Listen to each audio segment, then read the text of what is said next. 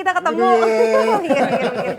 Terakhir kita ketemu tahun lalu ya Jebret Tim. Dan hari ini kita juga masih tayang lebih awal karena kita juga tentunya mau ngasih semangat untuk timnas kita di leg kedua Piala AFF. Semangat, semangat, semangat, pasti bisa. Dan seperti Nesa juga hari ini yang semangat banget siaran karena hari pertama Nesa siaran lagi. Biasa kalau Nesa sampai studio itu semua orang nanya di studio, Nesa sama siapa? Nyetirnya sendiri? Ya sendiri dong, gak khawatir nyetir sendiri karena ditemenin sama GeForce, Fast Moving Automotive Fast punyanya Indonesia. Beda. Kalau Panji dredeg. Kamu sales ya? Langsung aja kalian follow Instagramnya dan pastinya juga GeForce udah tersedia di semua e-commerce kesayangan kalian. Gue mau nyapa dulu nih Panji. Opa, anyong, Opa, Jungkook. Nggak heran Nesa suka ada di acara motor show, Oh, iya Mazda, suka jadi ini. Oh iya dong, jelas. Nggak boleh, sorry sebut merek. Karena nggak takut itu sendiri. Oh iya. Nggak takut kita Ada yang nemenin. sendiri. Ada yang Nggak nemenin. takut GeForce. GeForce. Apa nih? Oh nggak ada apa nih? Oh kayak omong gini ya. Apa kabar? Lu ini ya sekarang ya. Nes, tapi libur kemana aja Nes kemarin? Kemarin libur ngurusin kerjaan lah. Ya Allah, sampai DP dilupain loh seminggu. Enggak lah. Demi party doang hidup, apalah artinya. Pada nanya loh di kolom komentar. Iya, Nesa Oh, pada kemana? nanya ya? Iya, serius Setiap hari pada kok party, duitnya nggak habis-habis, dari mana sih duitnya? Ya nyari duitnya emang begitu. Oh iya. Benar-benar lupa. Ya, ini kita informasinya bukan, kita ada Nesa sini bukan karena mau ngebully AC Milan yang kemarin ditahan imbang sama siapa kemarin gua ngobrol lupa? Roma. AS Roma. Inter yang sama Monza kan.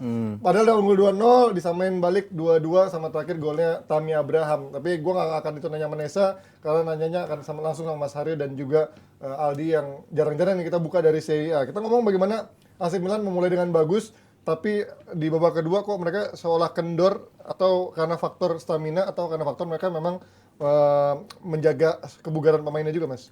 Kalau stamina harusnya sih enggak ya. Kan Milan termasuk tim yang enggak banyak pemainnya di Piala Dunia. Itu salah satu faktor positif Milan ketika masuk ke setelah Piala Dunia. Ya. Enggak banyak pemainnya yang main di situ. Artinya secara kebugaran pemain mereka harusnya lebih bugar. Ya. Lalu mereka menjalani beberapa uji coba lawan tim-tim yang lumayan gede, lawan PSV. Tapi mereka kalah semua di uji coba itu. Lawan PSV mereka kalah, lawan Arsenal mereka kalah, lawan Liverpool mereka kalah dengan skor 4-1. Artinya transisinya nggak berjalan mulus juga ya setelah mereka ingin masuk setelah Piala Dunia. Cuman kemarin ketika mereka start, tapi itu berbanding kebalik sama apa yang dilakukan oleh Roma. Roma juga pemainnya nggak banyak juga di Piala Dunia. Cuman uji coba mereka cukup bagus. Mereka menang 3 kali dan pemain-pemain yang selama ini sulit mencetak gol, bisa cetak gol semua Ji. Zaniolo bisa cetak gol, Tammy Abraham bisa cetak gol, Syarawi bahkan bisa cetak gol. Sehingga ketika masuk ke pertandingan ini mereka tuh lebih pede. AS Roma lebih pede. Walaupun mereka sempat ketinggalan dulu dengan skor 2-0. Kalau gua ngelihat dari komposisi, kayaknya ada kesalahan yang dibuat oleh Pioli ya, terutama ketika di babak kedua. Dia narik Samuel Bennacer. Di situ berubah banget tuh gaya Milan. Ketika sudah cukup solid dengan Bennacer dan juga Tonali, begitu Bennacer dikeluarin, si Pogba masuk emang bagus, permainannya bagus, bisa cetak gol juga. Cuman dari sisi kestabilan itu ngebuat Roma bisa get back to the game. Mereka bisa megang bola, bisa creating chances, sampai akhirnya mereka bisa cetak gol lewat 2 set piece ya, lewat 2 sepakan pojok. Jadi memang kalau gue lihat ada kesalahan dari sisi Pioli dalam perubahan di babak kedua. Itu yang ngebuat. Ditambah lagi rentetannya menuju kedua games ini, Milan agak kurang bagus ketika tadi gue katakan banyak mengalami kekalahan. Sementara Roma trennya mulai naik ketika mereka bisa menang-menang di uji coba. Mungkin di 2 laga ini mereka nggak ada Jose Mourinho, dua-duanya hasilnya bagus. Apa sebaiknya Jose Mourinho? Ngumpet aja Jose Mourinho ya, nelpon biasanya kan nelpon ya. Nah ini kalau melihat bagaimana mereka baru kebobolan di menit akhir, masuk juga ada perubahan permainan di babak kedua, padahal mereka tahu lawannya AS Roma dan mereka nggak boleh kehilangan poin karena kemarin baru bisa nyolong poin setelah Napoli nggak bisa menang juga lawan Inter. Justru itulah saat yang mereka closing the gap. Malah sekarang sama lagi kayak awal nih, mereka kehilangan gap yang tadinya mereka udah dapetin gitu kan. Ya tentu kan saat mereka punya momentum untuk mendapatkan gap yang cukup baik, kayak lihat lagi lawannya juga siapa gitu kan. Sekarang balik lagi lawannya Roma, ya gak jelek-jelek juga banget kan Roma. Dan somehow Milan ini bukan gue nggak melihat bahwa Milan ini di awal bagus, justru di awal Roma yang nampak scrappy dari lini belakang, sering banyak passing-passing yang lepas. Even Tammy Abraham pun beberapa kali dia salah passing ke belakang yang akhirnya dimanfaatkan oleh flanknya Milan. Tapi buat Milan sendiri ini gue nggak melihat bahwa ini merupakan setback yang luar biasa buruk juga. Gue nggak melihat bahwa mereka harus pasif lagi atau di next game harus bermain lebih hati-hati, justru buat gue menghadapi Roma seri itu udah cukup juga, walaupun mereka jadi sedikit jauh dalam persaingan dengan Juve juga Napoli. Tapi buat gue menghadapi Roma sendiri bukan suatu hal yang harus diperhitungkan berlebih ya, karena Roma sendiri juga lagi oke mainnya. Gimana? Nesa ngeliat Milan nggak menang lagi kalau lawan Kayak ya kita berdoa aja lagi. Doa banyak. Kita Harusnya berdoa kan aja. secara historis Milan tuh unggul sama Roma. Iya. Ya walaupun secara overallnya cukup berimbang gitu ya. Cuman 5 pertemuan terakhir tuh mereka selalu menang. Bahkan di di musim kemarin tuh mereka back to back bisa menang lawan Roma. Artinya secara historis, secara psikologis mereka harusnya bisa ngatasi Roma, apalagi sudah unggul 2-0. Iya. Itu yang membuat Berarti emang ada kesalahan dari Pioli juga iya, sebenarnya ada kan? kesalahan Pertama dari di babak Pioli kedua. yang membuat kenapa Roma bisa akhirnya bangkit, punya kepercayaan diri, ditambah lagi ya set piece menjadi masalah dari Milan kan memang, dan itu kejadian 2 gol. Dan ini gol pertama Pobega juga ya di Serie A. Kedua kalau nggak salah deh. Di Serie A satu pertama. Oh ya waktu Satu itu di kan Coppa di ya? Coppa Iya, ya? di Coppa. Iya. Jadi Tapi ini merupakan kesalahan Pioli yang menurut gue cukup mahal ya, karena ketika mereka dapat 3 poin lawan Roma, itu ada kemenangan yang sangat penting buat mereka untuk closing the gap. Nggak cuma closing the gap, tapi juga menangnya lawan Roma secara moral juga bagus, Nes. Gitu. Iya. Nih Lihat gue liat dulu. standingnya nih, Ji. Ya. Nah, ini dia. Kesalip ya? Milan. Kesalip sama Juve.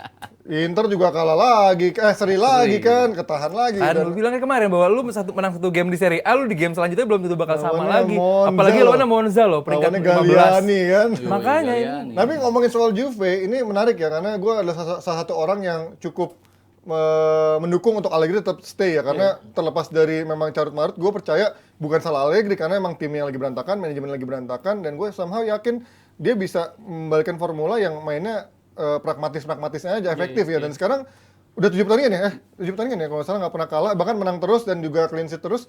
Ini lihat formula Allegri sekarang apa yang masih berbeda dari sebelumnya ketika dia masih awal-awal megang Juventus yang di periode berantakan ini? Sebetulnya mungkin masalahnya hampir sama Liverpool ya. Dalam artian mereka tetap stick to their game, cuman personil-personil yang selama ini mainnya bagus, kemarin emang agak turun dan turun banget. Terutama McKennie main jelek banget. Locatelli main juga jelek. Lalu Cuadrado main juga jelek. Di lini depan juga yang bisa dibilang bagus cuman si Kostic akhirnya belakangan mainnya juga udah lumayan bagus. Lalu si Milik juga sama Vlahovic udah padu dari awal kan, makanya gue bilang ini tanda-tandanya Juventus akan bangkit ketika di akhir-akhir tahun kemarin sudah mulai nunjukin agak kenaikan dikit ya di daerah musim kemarin. Apalagi dua strikernya semakin padu, berani nembak dari luar kotak penalti, yang kalau kita lihat kemarin mereka betul-betul cuman berharap ada crossing yang datang ke dua pemain. Tetapi nggak ada pemain yang berani untuk memanfaatkan justru kanal yang di tengah. Mereka selalu manfaatin kedua sayap. Ketika mereka memanfaatin kanal di tengah, mereka bisa untuk paling nggak bikin getar lawan lah dengan tembakan-tembakan dari luar kotak penalti. Itu yang dilakukan sama Milik, itu yang dilakukan sama Vlahovic. Itu yang gue yakini juga seperti Panji, Juve akan comeback nih. Juve akan menjadi tim yang balik lagi seperti tim yang mereka ditakutkan ketika personil-personil mereka itu udah main ke performa semula. Itu yang kemarin yang sama sekali nggak kelihatan di awal-awal musim. Juve pelan tapi party. Kalau fansnya Juventus yang satu itu party nggak bisa pelan ya. Oh, gue tahu lagi. Bang Bes. Juve pelan tapi party. Kalau Nesa party terus nggak pakai pelan, ngebut terus. Gimana Dino melihat bagaimana sekarang Juve udah ada perubahan statement tentang Allegri? Udinese, Ji. Iya Ya, sih. terakhir mereka menang itu Oktober 2022. Tapi kalian Roma loh 4-0 Ya, Udinese. itu Oktober itu, ya kan? Udah lama tuh lalu serinya kalah dan seri. Dan bener kata Mas Hari juga, Juve stick with the game. Bahwa mereka menggunakan formasi yang sama, 3-5-2, formasi 3-5-2. Cuman sekali doang tuh lawan Inter pakai 4-4-1-1. Lalu menghadapi Lecce pakai 3-4-2-1. Nah, dengan 3-5-2 ini, oke, lebih bagus. Lu bisa memanfaatkan Kostic lebih maksimal. Cuman kan di sisi sebelah kanannya adalah McKennie, yang bukan seorang winger gitu. Dan game semalam juga udah 2 game terakhir, kalau nggak salah lu pakai Danilo sama Alexandro jadi back tengah gitu kan. Ya, ini situasi yang darurat sebenarnya, cuman somehow mereka bisa deliver kemenangan. Dan yang gua menarik adalah dari kemenangan beruntunnya Juve ini nggak cuma menang, tapi clean sheet. Itu nggak gampang. Lu bisa menang, cuman lu clean sheet itu ya buat gue itu poin penting dari sebuah defensive line yang bagus. Dan dengan situasi seperti ini ya balik lagi, ini adalah buah saat manajemen itu yang gue bilang toksik tersebut cabut. Ya ini Juve gue berani menunjukkan bahwa gue berani yakin bahwa Juve bisa bangkit. Somehow gue nggak yakin mereka bakal finish di luar top 4. Cuman di peringkat 2, 3, 4 ya mereka di sekitar situlah. Cuman buat gue bener mereka masih pelan-pelan. Cuman somehow gue nggak melihat kreativitas yang berlebih. Mereka semalam hanya memanfaatkan Di Maria di tengah. Di belakang di belakang striker. Padahal ini bilang Mas Heru tadi bagus. 2 strikernya udah berani padu. Kenapa nggak dicoba dimainkan bareng gitu dan bisa lu pakai 4-3-1-2 di mana lu punya 3 midfielder di tengah yang bagus, lu punya McKennie, lu punya Rabiot, lu punya Miretti, terus lu ada Di Maria di tengah, lu memanfaatkan 2 striker, lu bisa Moise Kean dan juga Vlahovic, ada juga Arkadiusz Milik bisa bergantian. Walaupun semalam Moise Kean mendapatkan banyak banget peluang, cuman somehow finishingnya ke atas, ke samping. That's why kita bisa lihat statusnya bahwa peluangnya Juve banyak banget, cuman yang yang on goal dikit, on goal dikit banget.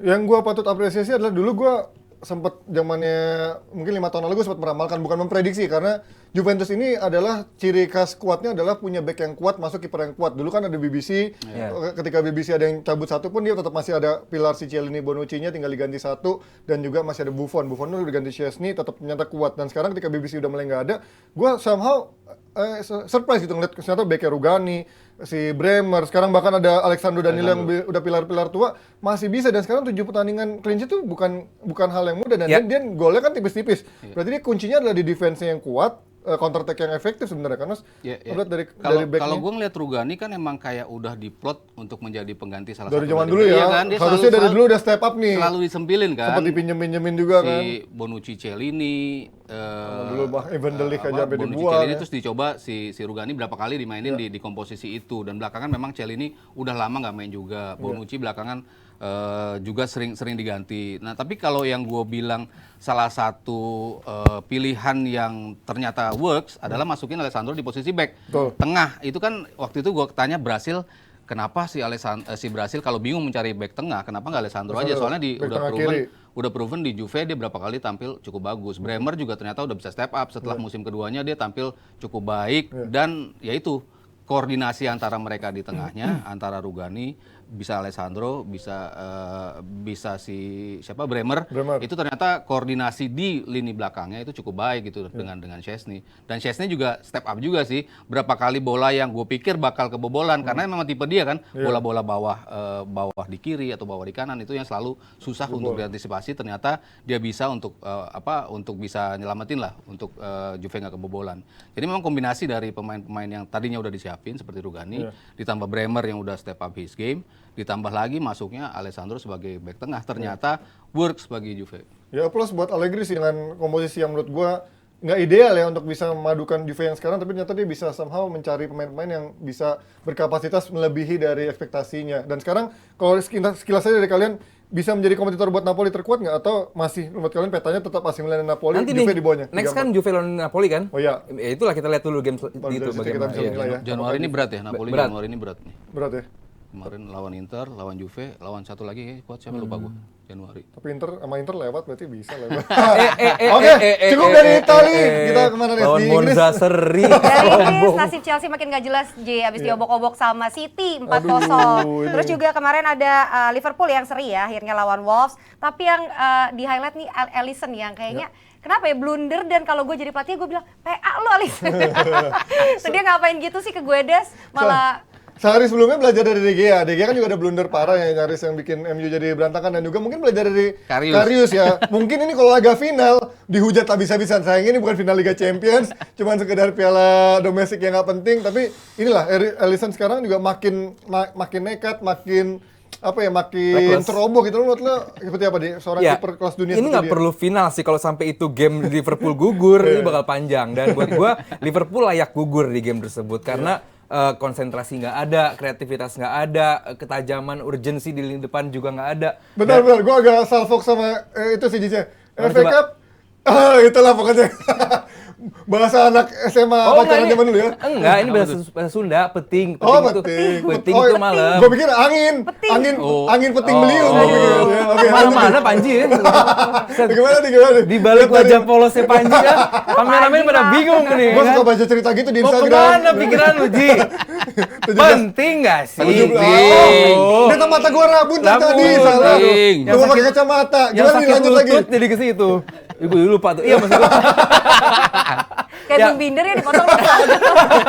Ya, cuman Cuma kalau itu saya. Tapi ngotot.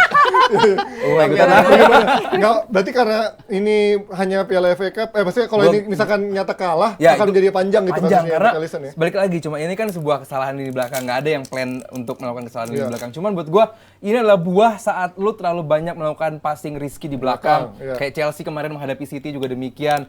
Terus banyak klub yang pada akhirnya niatnya lu pengen build up dari belakang. Cuman lu build up dari belakang dengan lu tektokan di belakang itu dua hal berbeda jauh. Iya. Lu justru oke, lu udah maksud mungkin lu main sabar, pengen lu attract pemain lawan untuk maju ke depan.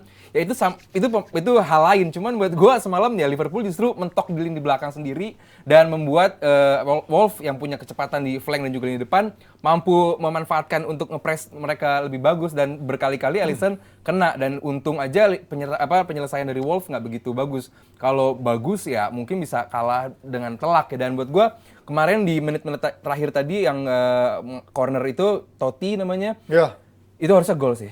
Iya ya, itu ya. harusnya gol. Dan ini yang akan kita bahas nih, kontroversi lu, Iya, itu harusnya gol ya. itu harusnya gol. Walaupun kita nggak dapet ya angle kamera yang benar-benar Iya, maksud gua kalau mau alasan offside pun bukan si Totti yang offside. ya si Nunes. Iya gitu, dan buat gua ini sebuah kesalahan yang sangat amat nggak fair. Iya. Sekarang kalau lu mau pakai VAR di satu stadion, ya lu pakai juga dong VAR di stadion lain. Jangan ada alasan kalau ya di stadion ini nggak ada nggak Ada angle kamera yang ada di situ ya. Buat gue ini sebuah kesalahan yang berbuntut panjang. Jadi nggak salah kalau buat gue pada di setelah pertandingan. Tapi kalau yang ini protes yang keras. ngebiayain VAR-nya bukan IPL dong. Lokal.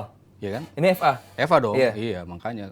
Jadi kalau kita di IPL kan ya mungkin udah pasti beres karena VAR-nya kan jalan, karena kan yang biayain juga IPL kan untuk instalasi VAR-nya segala macam sama tim VAR-nya yang nggak ada di lokasi gitu kan. Oke. Cuman ini kalau FA ya gua nggak tahu juga dari sisi finansial apakah mereka bisa untuk pakai di semua stadion apa enggak, ya gua nggak tahu Tapi juga. emang kamera-kamera itu belum automatically tertanam di stadion-stadion itu atau setiap Tapi kan ini kan ganti dua stadion Premier League dong. Iya, Dua stadion iya, yang maksud biasa gua- pakai iya, VAR itu juga. maksud gua kan. Kecuali lu Stevenage gitu, Aston Villa.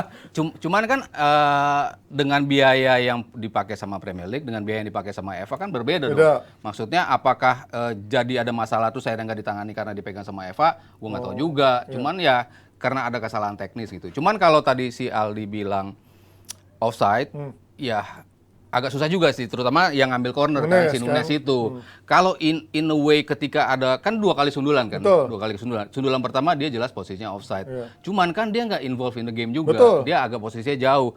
Kalau itu dihitung bola pertama, itu harusnya nggak offside juga karena kan dia nggak involve in the game. Iya. Kalau bola kedua, dia udah di posisi onside. Iya, iya. Gua kalau ngelihat satu-satunya posisi yang offside, ya bukan di situ yang bola pertama harusnya. bola Cuman kan dia nggak involve di game. Harusnya berarti emang itu posisi onside. Sundulan yang diterima kedua juga posisi onside. Dan terakhir yang di depan yang si Totti ya, yang Totti. Itu kan ya itu kita nggak bisa ngelihat dari sisi mana itu kejadian offside-nya apa enggak gitu.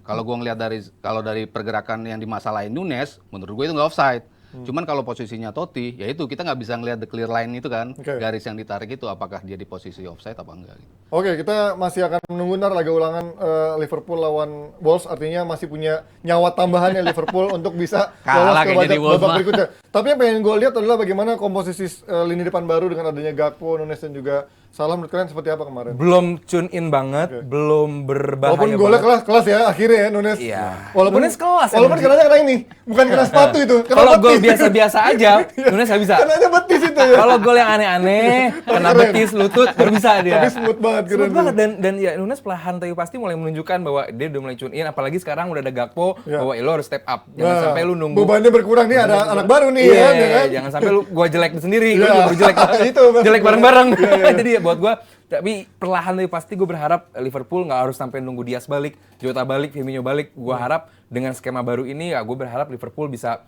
kembali ke track yang tepat, walaupun kemenangan atau kekalahan di FA Cup ini gue nggak melihat bahwa ini sebuah sinyal baik atau sinyal buruk bahwa lini depan Liverpool udah siap. Masih panjang perjalanan Liverpool untuk tune in dengan skema yang baru. Seperti Chelsea juga, gue nggak melihat Liverpool atau Chelsea bisa sukses di musim ini. Ini musim transisi, baik Chelsea dan juga Liverpool. Gue baru bisa melihat mereka keduanya di musim depan. Gimana Mas Haryo ngeliat Gakpo, baru walaupun baru pertama ya menilai Iya, seperti apa? iya. Ya belum tune in, tapi in a way keterlibatan dia sudah bisa hampir bikin gol juga kan, dia dapat peluang, dia tahu kok apa apa ya? Tapi padahal Kimiawi itu chemistry dia ya. Kalau gua tuh ya, kalau gua akan lebih prefer ngasih ke Robertson tuh yang dia endang kaki kiri tuh. Yang Iya, terlalu iya. pelan di save keeper ya. Iya. Cuman Dari kan keren Dia ya terlalu itu. tapi mungkin karena dia striker ya, ada Dia kan egonya ya. naluri dia, terima balik badan, nembak itu kan emang Ya, striker lah, emang khas gitu. side striker dan dia sudah membuktikan bisa melakukan itu di beberapa pertandingan. Jadi nggak salah juga untuk dia coba untuk nembak gitu. Nah, gue sih ngeliat sisi positifnya. Nunes sudah bisa cetak gol lagi, Salah udah bisa cetak gol lagi. Peluang-peluang sudah cukup ada gitu. Cuman kan yang menjadi masalah dari Liverpool selalu transisi dari nyerang ke bertahan kan. Lu mainin Thiago, lu punya alternatif serangan yang cukup banyak dengan Thiago gitu. Cuman defense wise ini kan pemain jelek banget, pemain nggak bisa defense, makanya kenapa dia jarang juga dimainin sama Munchen di awal-awal, belakangan doang dia akhirnya dimainin di situ ketika lo ada tambahan dari Kimmich yang bek kanan masuk ke tengah. Karena ketika lo ngajak adu body, adu sprint sama Thiago pasti kalah. Dari zaman di Barcelona pun dia masih seperti itu, bukan pemain di Barcelona kan malah. Iya, makanya bukan pemain yang dibuild untuk defense. Sementara lu butuh pemain-pemain yang untuk transisi itu semua bisa melakukan defense, semua bisa menyaring serangan-serangan yang datang duluan untuk counter attack. Gue sih masih ngeliat itu masalah dari Liverpool. Cuman kalau harus milih satu event yang gue lepas, ya ke FA Cup sih, Ji. Lu ini FA Cup. Iya, karena mereka aiming for fourth place. Yang jelas mereka harus ngotot untuk masuk Liga Champion. Di Liga Champion mungkin kans justru terbesarnya karena walaupun City bagus, ada unsur luck lah kalau ada Liga Champions ya. Ada Munchen bagus, ada PSG bagus. Cuman kan mereka kebukti 3 final di bawah Klopp, walaupun 2-nya kalah, tapi kan kebukti riwayat mereka di Liga Champions tuh jauh lebih bagus. Mereka punya kemampuan untuk bisa tampil lebih bagus dari tim yang di atas kertas bisa ngalahin mereka, tapi mereka somehow bisa lolos sampai ke final. Jadi gua kalau ngelihat ngapain lo buang-buang waste time untuk di Piala FA gitu, lebih baik lo konsen di Liga dan juga di Liga Champions. Kalau gue ya melihatnya sih Liverpool dengan kapasitas yang ada sekarang, kecuali di Januari ini lo bisa beli beberapa pemain ya, 2 pemain untuk bisa nambahin, oke lo bisa ngotot di tiga pertandingan, Lu 3 setuju event berarti remaining itu. untuk ngelepas FA Cup ini sebagai sesuatu yang nggak penting atau ini paling realistis justru dikejar? Concern gue justru cederanya Van Dijk dulu. Ini gue kelihatan tanpa Van Dijk, lini belakang Liverpool nih kayak ayam lepas kepalanya gitu kemana-mana gitu. Jadi Kayak Fred dong ya. Kalau main kan kayak nggak ada kepalanya kan. Tapi bikin gol kan, aman lah. Ya kan? Cuman buat gua terlalu dini kalau emang harus melepas FA, apalagi Champions League masih di Februari juga gitu kan. FA paling nggak di Januari udah ada 2 game lagi nih, game replay dan game nanti di babak 4. Jadi buat gua bisa dimaksimalkan dulu nih, jangan sampai ini dilepas. Champions League yang belum pasti juga nanti lepas. Di Liga udah pasti nggak kemana-mana juga gitu kan. Liverpool at least kalau lo masih bisa fight to the fullest di FA Cup, kenapa enggak gitu. Dan FA juga bukan turnamen yang akrab-akrab banget sama Liverpool, jadi ya kenapa nggak lu coba mencari blessing in disguise saat pemain-pemain lu cedera banyak, dan ini adalah turnamen yang lu bisa ketemu luck-nya di sini, somehow ya bisa dicoba juga di FA Cup. Jadi buat gue terlalu cepat kalau emang harus ngelepas FA Cup. Oke, jadi Jebret Tim, kalau menurut kalian gimana nih? Kalian komen. Menurut kalian apakah memang Liverpool ini sebaiknya concernnya di UCL aja, lepas FA atau gimana? Silakan kalian komen-komen ya. Dan menurut Panji gimana? Kalau gue lepas aja semuanya lah. Lepaskan bebanmu. Kayak Panji sekarang udah gak ada beban ya, Job udah. Masih cicilan masih ada itu bebannya. Jadi kalau Liverpool emang masalahnya problemnya di pemainnya. Tapi kalau Chelsea menurut kalian problemnya di mana? Benar gak sih problemnya emang di sang pelatih sendiri? Dan gue mulai kesian ya sama pelatihnya ini, udah mulai disuruh out. Mungkin kalau emang urgent mesti bisa belajar dari Vaniko ya, disuruh out terus tapi nggak kena mental. Waduh, dia mah udah bukan nggak kena mental, udah dol dia, udah nggak ada mentalnya dia. Nah, tapi kalau ngomongin bagaimana Chelsea udah keluar tuh bulian 007 terus juga 10 laga cuman 9 diantaranya nggak menang ya? Apa 7 diantaranya nggak menang itu? 9 ya, 7 nggak menang. Artinya secara statistik udah berantakan banget. Mungkin kalau di era Abramovich nggak sampai akhir musim udah bisa kena nih. Tapi kalau sekarang di era Todd Boehly mungkin Todd Boehly-nya sabar, tapi fansnya kalau kemarin gue lihat di interview udah banyak yang bilang mereka bahkan untuk 4 besar udah pesimis gitu kan. Lu menurut lu seperti apa ini dari Potter, seberapa lama lagi butuh untuk adaptasinya? Yang harus kita ingat adalah Chelsea ini kan menerapkan atau menjiplak apa yang dilakukan oleh Florentino Perez di Madrid. Bahwa kita datengin pemain, kita kasih ke pelatih, ayo lu manage nih pemain. Di Chelsea gitu juga Abramovich, kita datengin pemain, lu manage nih pemain gitu kan. Mau lu gimana, apakah ini sesuai kebutuhan pelatih atau enggak, ini nomor sekian gitu. Ini juga dilakukan oleh Todd Boehly, bahwa apakah Sterling kebutuhan dari tim, apakah Aubameyang juga kebutuhan dari tim, apakah yang baru didatangkan David Fofana dan lain-lain itu kebutuhan dari tim, kita nggak tahu. Apakah ini bagian part dari skemanya si Potter atau skemanya Bully. atau enggak atau bully, itu kita belum tahu bahwa. Dan apa yang kita lihat Potter di Brighton adalah Potter punya kekuasaan atau mutlak, sebuah leading mutlak di tim gitu. Sementara sekarang di Chelsea tentu dia nomor 2 di bawah Bully, bahwa ini tentu nggak membuat si Potter ini nyaman. Jadi buat gue kekalahan atau kesalahan pertama dari Chelsea adalah tidak memberikan kebebasan mutlak kepada Potter, dan kedua gue nggak melihat bahwa Chelsea ini salahnya di Potter. Gue melihat Chelsea ini salahnya justru di pemain. Gue nggak melihat pemain ini bisa menerapkan apa yang pengen dilakukan oleh Potter, dan gue lihat bahwa Mount ditaruh di kiri, tapi gerakannya ke sayap lagi, ke flank lagi. Dia numpuk dengan Sterling, dia numpuk dengan Ziyech di kanan. Artinya lu diharapkan bisa menjadi orang yang pertama untuk bantu serangan dari belakang, untuk center, lu membagi bola ke kiri dan ke kanan, tapi lu justru numpuk ke kanan, numpuk ke kiri, akhirnya membuat lini tengah lu kosong. Berkali-kali juga Kovacic lepas bola di tengah, pemain yang diharapkan bisa menjadi figur senior lah di atas lapangan. Jorginho juga kita pernah melihat Jorginho adalah seorang pemain tengah versatile yang bisa bagus banget menjemput bola dari belakang, menyuplai bola ke depan. Itu yang gue lihat sekarang juga. Jadi buat gue terlalu naif kalau gue bilang bahwa ini salah mutlak dari Potter. Nomor 2 adalah pemain inti juga banyak yang cedera, bahwa lu nggak bisa melakukan eksperimen yang sangat amat banyak kalau pemain inti lu cedera. Dan terlalu naif juga lagi kalau lu menilai Potter sekarang saat dominasi pemain inti lu cedera gitu. Mungkin kalau Kante udah balik, nama-nama inti udah pada balik, masih jelek juga, ya baru kita bisa nilai bahwa emang Potter bapuk. Cuma kan somehow ini masih baru, dan dulu kalau kita ingat bahwa waktu Eddie Howe datang ke Newcastle 2,5 bulan loh baru kemenangan pertama. Dia peringkat berapa? Peringkat 19, peringkat 20. Gak ada sorakan apa-apa tuh. Karena emang pelatih sebelumnya Steve Bruce sih. Jadi sama Newcastle beda lah. Ya, itu Newcastle juga. Lagian bahwa tetap aja seorang pelatih itu kan perlu dikasih waktu. Ya kan, apalagi ini kondisinya pemainnya pada cedera gitu. Dan ini didatangkan sebuah pelatih kepada tim sedang transisi, di mana pemain pada cedera, lu diharapkan ada instant impact. Ya lu gila, ya nggak bisa lah. Tapi kalau udah fans sampai meneriakan dia out, even menyanyikan pelatih yang sebelumnya, tuh kan udah kedengeran ya kemarin. Berarti udah bentuk disrespect atau bentuk ketidakpercayaan sangat besar untuk fans terhadap seorang pelatih baru gitu, Mas. Iya, kalau kita rewind berapa omongan gue di DPI ketika penunjukan Potter, gue bilang he's not the right person. Karena ini di tengah musim. Kalau di awal musim beda cerita. Awal musim ini bisa menjadi sebuah hasil yang banyak positifnya dibandingkan sekarang. Ini kan timnya sudah fed up dalam ruang ganti. Permainannya juga kalau gue lihat dari mental, ini bukan gaya Chelsea banget. Kita tahu Chelsea itu tim kan yang nyebelin kan. Tim yang sejelek-jeleknya mereka main, mereka selalu bisa curi poin. Mereka selalu bisa bikin sulit lawan lah. Kemarin lawan City kayak diayam-ayamin gitu kan. Di babak pertama bisa kebobolan sampai 3 gol, bisa kebobolan 4 gol.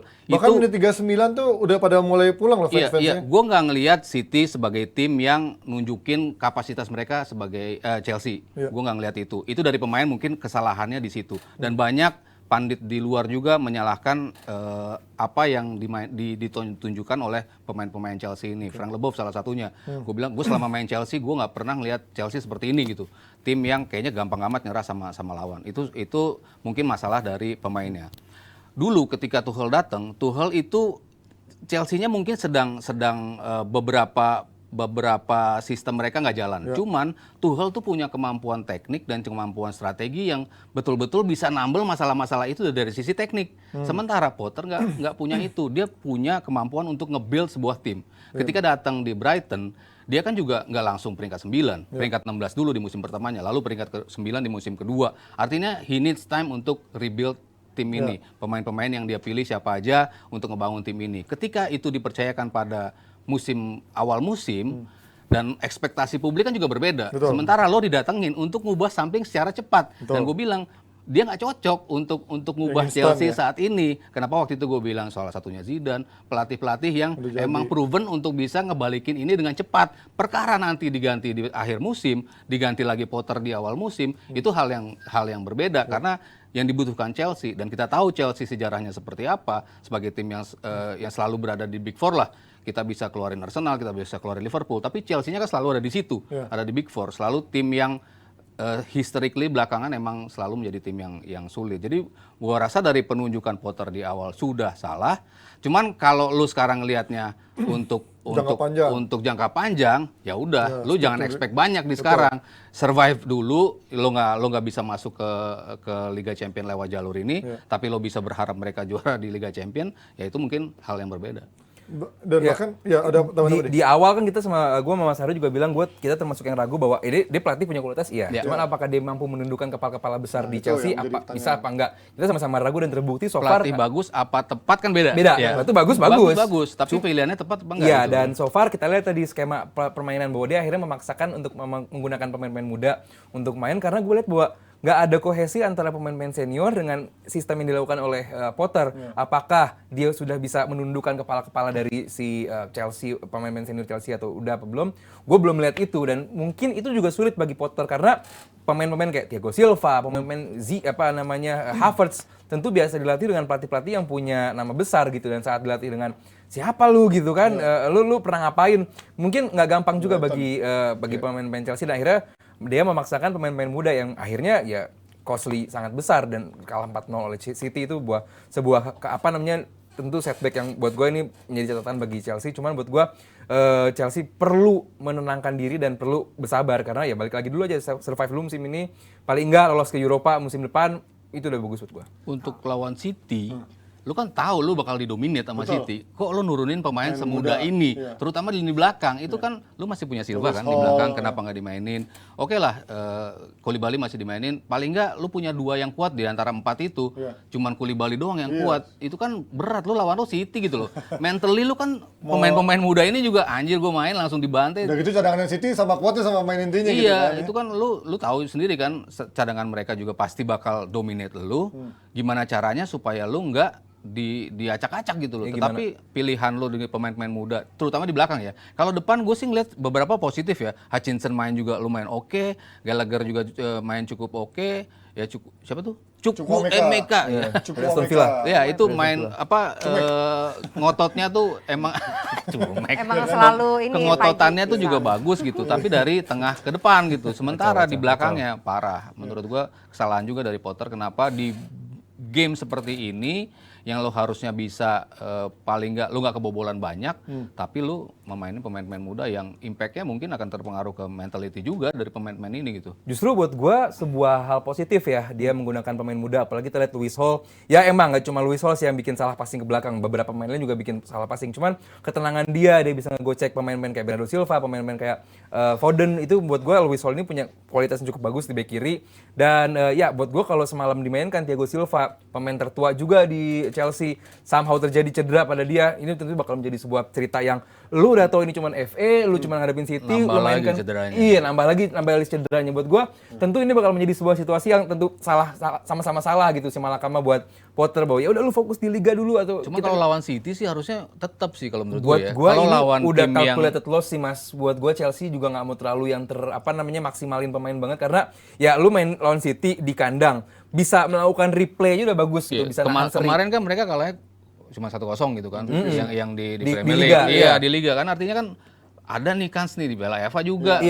Kemungkinan mereka ketemu tim yang bukan tim intinya walaupun tetap bagus, walaupun tetap akan dominate game, lo punya kesempatan untuk nyolong gitu loh. Kalau lo punya komposisi yang tetap yang terbaik dari yang ada lah yang lo mainin. Lo udah tahu 10 pemain emang cedera gitu. Tapi komposisi untuk lawan City menurut gua tetap harus yang terbaik gitu. Kecuali lo lawan Oxford, lu lawan tim-tim yang mana, oke lah lo bisa kasih pemain cadangan gitu untuk bisa di-rotate gitu. Cuma kalau ini harusnya ya lo tetap manfaatin pemain-pemain. Tapi mungkin ini kali Mas, inti karena memang ya si Potter tahu squadnya sekarang udah makin nipis, tambahan juga kemarin si Sterling dengan Pulisic cedera, dia nggak bisa tuh untuk maksain di ajang seperti paling ini. nggak kan gue bilang di back. Di back itu yang menurut gue masalah ya. Karena kan yang masalah mereka ketika kebobolannya itu. Sementara di depan gue seneng sih ngeliat Chelsea, berani juga flare-nya cukup kelihatan gitu untuk berani masuk. Berapa kali keteteran back dari City kan.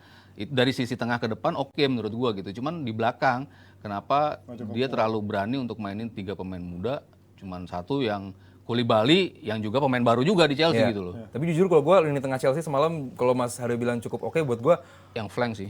Flank oke karena ada Lewis Hall juga di situ yang bilang pemain muda tadi. Kalau tengahnya baik Kovacic, Jorginho dan juga Gallagher, ini terlalu mediocre untuk klub sekelas Chelsea. Dan buat gue dengan dimainkannya pemain muda semalam, justru di Liga, nanti di Liga Champions juga ketemu Dortmund, jadi Potter punya tambahan opsi loh. Oh, kita punya kok kalau Cucurella nggak perform, kita punya Luis Hall. Dia nggak kaget ketemu pemain yang besar lawan City.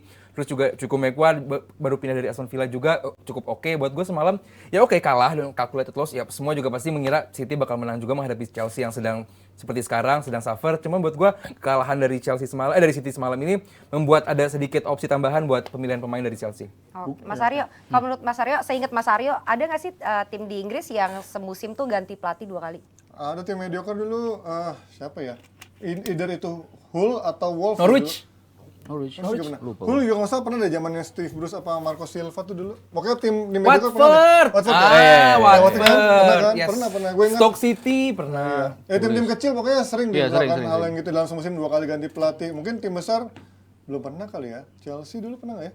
Chelsea nggak pernah sih kayaknya. Kalau Kalau di kata Liga gue sih Indonesia Chelsea Terlalu akan besar dipecat juga. gaji yang harus dibayar kalau Satu misalkan. kompensasi, kedua nanti pelatih baru pasti kan bikin gue pengen pemain yang ini duit lagi. Jadi buat gue kayaknya Potter bakal stay sih.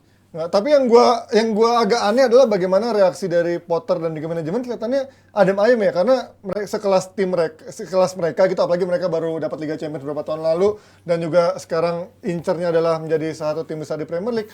Kok kayak nggak ada pendekatan yang cepat gitu, nggak ada reaksi yang cukup kelihatan signifikan kayak misalkan Ten Hag gitu ya, mungkin Ten Hag walaupun timnya belum begitu bagus, tapi ketika mainnya jelek kan ada kayak punishment-nya, ada kayak apa ya, hukuman-hukuman yang jelas untuk pemainnya. Jadi memang kelihatan tuh ada usaha yang dilakukan. Nah ini Chelsea kayak kelihatan nggak ada usaha yang mau dilakukan selain mencoba pemain muda untuk memberikan angin segar untuk mungkin main-main utamanya nggak perform gitu. Itu yang gue bilang tadi Ji, bahwa manajemen Ten Hag sama Potter nih beda. Bahwa Oke. gue Iya, nggak melihat metodenya Potter beda ini ya. bisa menundukkan kepala-kepala besar di itu Chelsea ya. gitu. Sementara Ten Hag di MU, ya pemain-pemain yang di The MU most ya. nggak lebih besar daripada Ten Hag gitu Betul, kan. itu yang berbeda. Secara kualitas juga mungkin Casemiro oke lah. Cuma selebihnya kan Ya mereka kan ngerasa gue udah juara champion. iya ya gitu. kan? Itu yang gue bilang bahwa Paling itu ya tinggi. lu bedanya. siapa lu dari Sebenarnya ini 10 Brighton. tahun nggak pernah juara ya. Kecuali Europa League ya. Dan jadi kalau menurut kalian perubahan apa nih yang harus dilakukan sama Potter dalam waktu singkat? Either itu beli pemain, apakah masih kurang beli pemain, atau harus emang nunggu sampai pemain sembuh daripada cedera baru bisa iya, tuh dinilai? kalau lo beli kan yang cedera kan masih ada 10 Iya gitu. sih. Lo akan numpuk lagi. Ya, dia beli juga aneh-aneh. Iya. Siapa Fofana, Benoit, siapa itu? Ya, Nkunku nanti main ya. Nkunku, ya, maksudnya Nkunku oke lah. beberapa Gue bisa summer dong. Summer. Sama datangnya sama. Sama Iya. dong. Iya. Bisa ngasih itu lebih lah ya pemain-pemain, ada beberapa pemain yang bisa ngasih perubahan ya, salah satu Nkunku menurut gua ya. Cuman ya kalau lo ngambil lagi otomatis beban gaji nambah. Nanti kalau pemain ini sembuh belum mau kemanain, itu kan menjadi masalah juga bagi Chelsea. Cuman kalau gue sih lebih ke ngubah mindset lo dulu gitu. Oke, musim ini kayaknya ya udah jalanin aja. Maksudnya lu nggak aim terlalu tinggi. Lu udah ngeliatin di beberapa pertandingan bahwa pelatih ini bukan Harry Potter tapi nggak punya sticknya gitu kan. Iya. Dia nggak bisa melakukan magis dia gitu. Kebukti dalam beberapa pertandingan dan relatif panjang. Kalau blip 1 pertandingan 2 pertandingan oke gitu. Tapi ini kan dalam durasi yang cukup panjang, 9 pertandingan lu cuma nggak bisa menang 2 kali. ngabalikin situasi.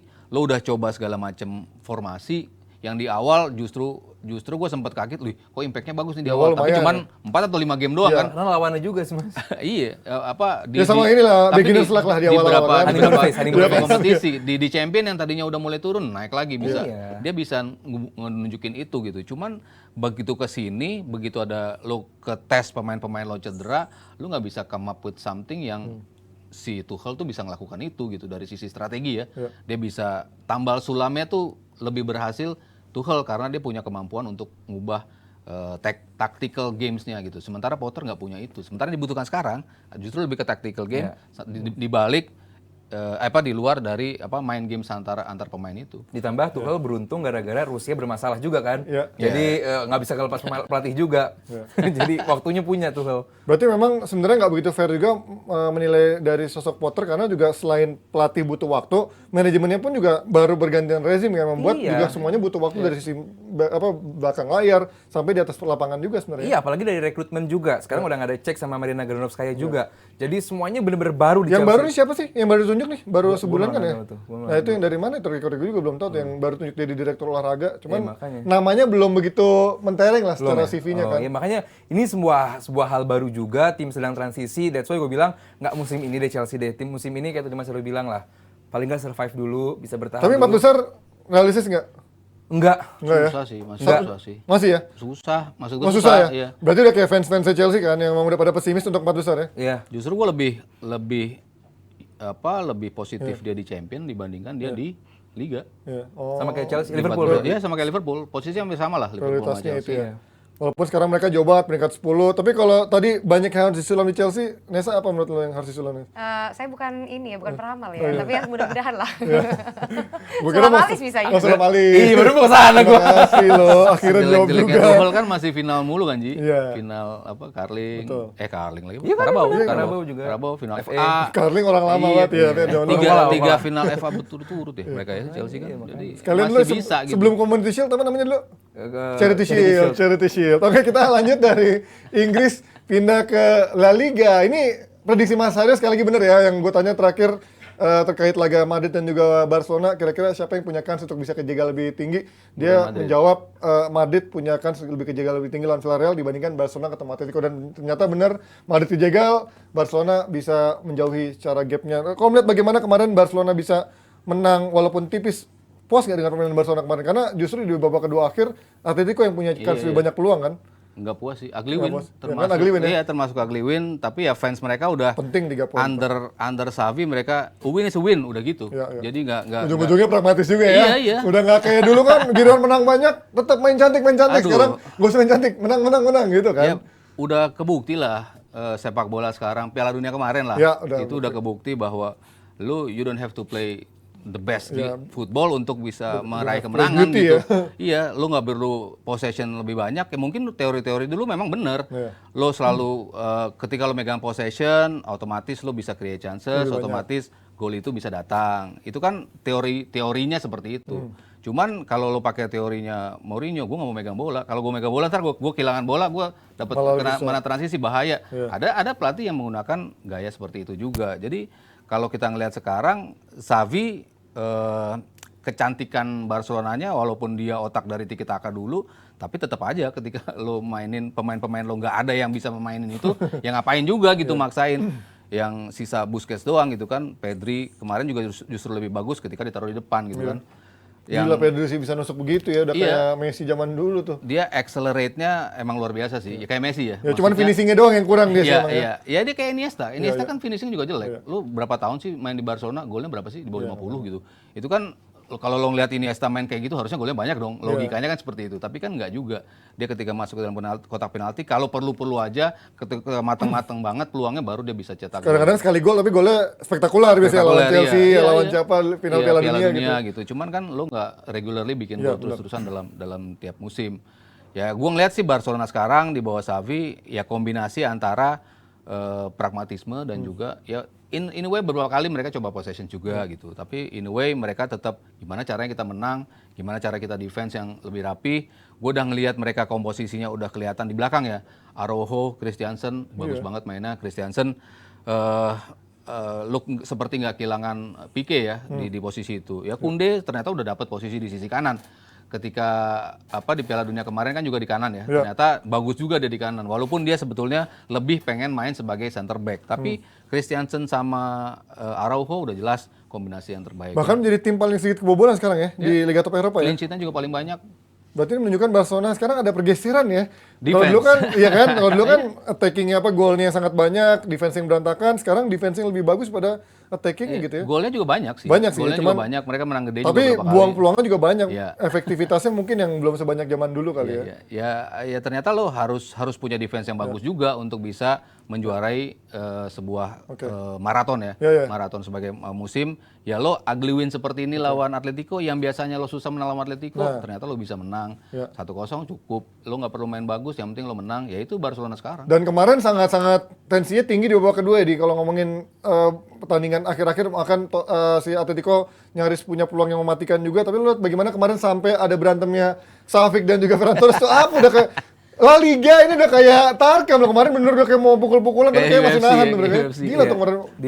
Di sebelum gue jawab itu, gue sih sedikit nggak setuju kalau ini disebut ugly win ya. Karena buat gue justru ini kepintaran seorang Xavi di mana babak pertama dia nyerang lewat tengah karena sadar bahwa Koke nggak bisa pick up bola dari belakang ke depan juga, gagal sekali. Mereka memaksakan untuk bermain dengan flank. That's why beberapa kali sebelum gol terjadi umpan dari Pedri Gavi ke Dembele. sebelumnya berkali-kali juga dari tengah terus. Ansu Fati juga hampir bikin gol, Ansu Fati, sayangnya keblok juga. Nyerang dari tengah terus. Baru di babak kedua saat Atletico sudah mulai come up lewat Molina, karena gua nggak melihat dari selain Jimenez, terus juga Ronaldo dan juga Savic, gua nggak melihat ada back yang bisa naruh bola ke tengah. Cuma ada si Molina doang yang di Argentina bermain bagus sampai juara dunia, dan buat gua sisi sebelah kanannya bagus banget. That's why mereka baru bermain efektif, menciptakan 20 peluang tadi di babak kedua, dan XG juga lumayan bagus di babak kedua. Saat Molina maju ke depan, Llorente nutup ke belakang. Bagus banget, dan bagaimana seorang Llorente nutupin seorang Ansu Fati di sisi sebelah kanan pertahanan juga bagus banget. That's why di babak kedua mereka baru bermain lebih wide karena tengahnya udah habis duluan. Di babak pertama Barcelona melakukan penyerangan dari tengah awal-awal, lalu di 20 menit kedua setelah interval mereka bermain lebih nyebar untuk nge-stretch pertahanan dari si Atletico. Justru buat gua di luar hasil 1-0 emang finishing Barcelona banyak, cuman semalam nampak kurang oke. Mungkin mereka masih kurang panas habis Piala Dunia juga, dan yang gue lihat semalam ini Barcelona nunjukin bahwa level mereka di lini tengah ini jauh di atas Barcelona. Di atas Atletico. Dan apa yang bisa gue lihat dari kekalahan dari 3-0 dari Barcelona, buat gue Atletico adalah lini pertahanan mereka sangat amat jelek. 1-0. 1-0. Kekalahan 1-0 dari Barcelona ini jelek banget. 3-0. Oh ya, benar 3-0 ya? Oke, 1-0 dari Barcelona ini mereka menunjukkan bahwa lini pertahanan mereka jelek banget. Nggak ada pemain belakang yang bisa bawa bola ke depan. Tadinya kan Hermoso dibawa tuh masuk lagi tuh. Cuman kartu merah kan, jadi nggak bisa dimainin menghadapi Barcelona hari ini. Cuma ada Hermoso yang bisa come up dengan lini tengah. Tadinya Koke juga nggak bisa semalam. Kedua adalah Griezmann gue lihat Griezmann ini kayak terperangkap atau trap di lini depan, nggak bisa ngapa-ngapain. Baru babak kedua itu pun saat dia ditaruh sebagai nomor 9. Selebihnya dia ditaruh nomor 6, nomor 8, nomor 10 terus kayak di Prancis. Jadi buat gue semalam Atletico golnya udah berkurang juga dia. Gue sih lebih ugly-nya ketika pemain terbaik lo Ter Stegen gitu loh. Lebih ke Enggak, tadi Juventus juga main terbaiknya Danilo, berarti ada yang salah juga tuh. Berapa kali kan peluang Atletico dia bisa mentahin seperti itu, ya itu gue nggak ngeliat. Dan Araujo sih Mas. Semalam Araujo, Christensen, dua pemain yang mendapat sorotan ya dari fans Barcelona. Wah, kita udah dapat kombinasi yang paten nih. Lu nggak ribet nyari siapa lagi, Konde apa Araujo, tapi ternyata Christensen jauh lebih bagus dibandingkan ketika dipasangkan sama Konde. Konde di kanan paling nggak mereka udah dapat komposisi yang bagus, tinggal penggantinya Alba ini kan, Balde kan selalu menjadi masalah tuh. Orang ini terlalu muda gini-gini, tapi kemarin main bagus juga. Ya walaupun dapat cover dari Ronaldo juga bagus. Dapat cover dari Ronaldo, tapi ya oke gitu. Dari sisi komposisi back udah mulai kebentuk yang paling bagus lah buat Barcelona menurut gua. Ya itulah bedanya ya, mungkin kalau Madrid sekarang masih belum konsisten, tapi kayaknya Barca sudah punya titik cerah walaupun efektivitasnya kurang bagus, tapi defense sekarang udah menjadi sesuatu yang patut dibanggakan buat mereka, karena jarang banget Barcelona punya pertahanan yang kuat kayak gini, menjadi tim terkuat tim dengan pertahanan terbaik di Eropa saat ini ya. Tapi serem banget ya Ji kalau lihat yang ada yang berantem gitu. Aku Semoga juga takut guys. Leje banget sih Pak Haji. Kalau party nggak ada yang berantem ya? Tergantung jam. Tapi semoga aja ini nggak kejadian lah nanti di Piala AFF ya. Soalnya kan kita tahu Vietnam mainnya suka agak. Pak coba pong. Tiba-tiba hajar-hajar Tapi gimana aja. lo optimis dong Indonesia bisa? Optimis dong, Indonesia memberikan hasil yang terbaik walaupun nggak harus menang ya. Yang penting menunjukkan permainan terbaik aja sih. Gua kalah menang buat gua beda cerita, tapi yang penting bagaimana bisa mereka berjuang sekuat tenaga, menunjukkan intensitas yang tanpa mengenal lelah, juga nggak kenal menyerah, itu yang menurut gua penting buat Ya Indonesia. tapi apa yang harus dilakukan? Harus Lo dilakukan oleh mendingan timnas kita lo mendingan gitu. gitu apa mendingan main biasa aja tapi menang? Enggak, maksud gua, enggak. Masih ada coach di sini. Maksud Itu yang gua, penting. Untuk main Indonesia. indah, menang yang Untuk penting. Nggak bisa main untuk indah.